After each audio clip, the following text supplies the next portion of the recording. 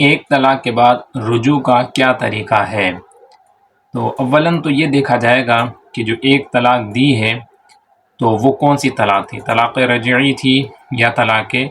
بائن تھی۔ تو اگر یہ پہلی ہی طلاق تھی، اس سے پہلے کوئی طلاق نہیں دی تھی اور جو طلاق دی ہے وہ طلاق بائنہ تھی، تو اس سے رجوع کی ایک ہی صورت ہے اور وہ ہے نکاح۔ یعنی کہ اب جو طلاق دی ہے طلاق بائنہ تھی،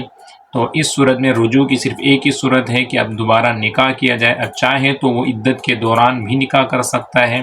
اور چاہے تو عدت ختم ہونے کے بعد دوبارہ شرعی طور پر نکاح کریں گے تو نکاح کرنے سے وہ جو عورت ہے وہ ان کی نکاح میں آ جائے گی، چونکہ جو طلاق بائن ہوتی ہے یہ ایسی طلاق کہلاتی ہے کہ جس سے فوراً نکاح ختم ہو جاتا ہے، لہٰذا اس سے رجوع کی صورت جو ہے وہ نکاح ہی ہے کہ نکاح کریں گے تو بیوی دوبارہ ان کی نکاح میں آ جائے گی۔ اور اگر جو طلاق دی تھی وہ طلاق رجعی تھی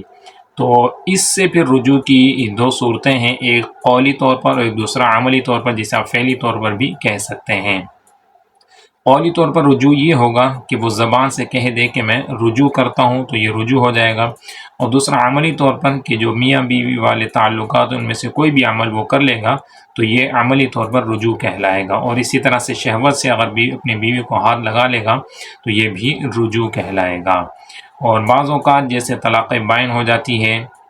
یا پھر طلاق رجعی ہوئی تھی لیکن عدت کے اندر رجوع نہیں کیا اور عدت ختم ہو گئی،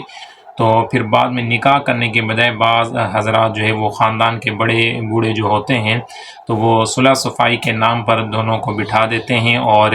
رنجشیں وغیرہ دور کرنے کی کوشش کرتے ہیں اور کہتے ہیں کہ پھر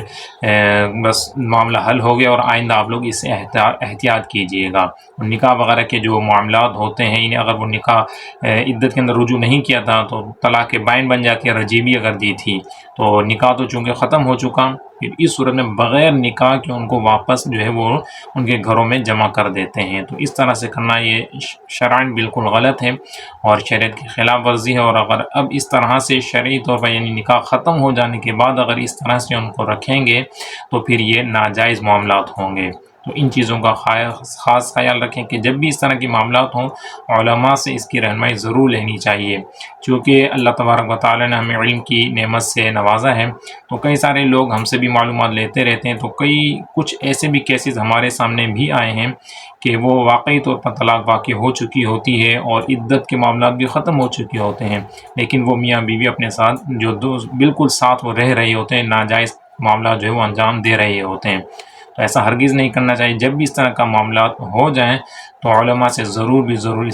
رہنمائی لینی چاہیے تاکہ شریعت کے مطابق اپنی زندگی گزار سکیں اور حرام کام سے بچ سکیں۔